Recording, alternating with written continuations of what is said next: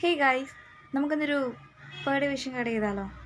വെറും വിഷിംഗ് കാർഡല്ല, കറങ്ങുന്ന wishing card. ആർഭാടം ഒട്ടും കുറയ്ക്കണ്ട.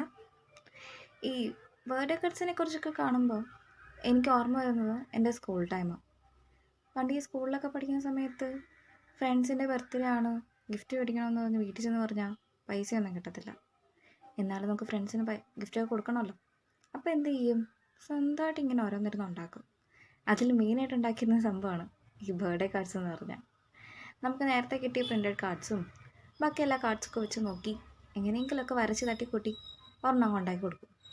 അത് ഈ വരയ്ക്കാനൊന്നും അറിയത്തില്ല, പക്ഷെ അതൊന്നും അറിയത്തില്ല വരയ്ക്കാൻ. എന്നാലും ഉണ്ടാക്കി കൊടുത്ത് അവരുടെ കയ്യിൽ കിട്ടുമ്പോൾ അതൊരു ഭയങ്കര സന്തോഷമാണ്. അവരുടെ കയ്യിൽ അങ്ങനെ എത്തിക്കുക, അവർ കിട്ടി കഴിയുമ്പോൾ അവരുടെ മുഖത്തുള്ള സന്തോഷം കാണാൻ ഭയങ്കര രസമാണ്. അപ്പോൾ എനിക്കും ഇതേണക്ക് ഒരുപാട് കാർഡ് കിട്ടിയിട്ടുണ്ട്.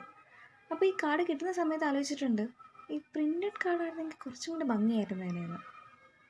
പക്ഷേ ഇന്ന് ഉണ്ടാക്കിയ കാർഡ്സൊക്കെ കാണുമ്പോൾ ഭയങ്കര സന്തോഷം തോന്നാറുണ്ട്, അന്നത്തെ ഓർമ്മകൾ വരാറുണ്ട്. നിങ്ങൾക്കും ഇതേ കണക്കത്തല്ല ബർത്ത്ഡേ വിഷിംഗ് കാർഡ്സൊക്കെ കിട്ടിയിട്ടുണ്ടോ? നമുക്ക് ഒരെണ്ണം ഉണ്ടാക്കിയാലോ എന്നാ? അപ്പോൾ ഈ കാർഡ് ഉണ്ടാക്കിയാൽ എന്തെങ്കിലും ഡൗട്ട്സ് ഉണ്ടെങ്കിൽ കമൻറ്റ് ചെയ്താൽ മതി കേട്ടോ. പ്ലീസ് ലൈക്ക് ചെയ്യണേ, മറക്കരുത്.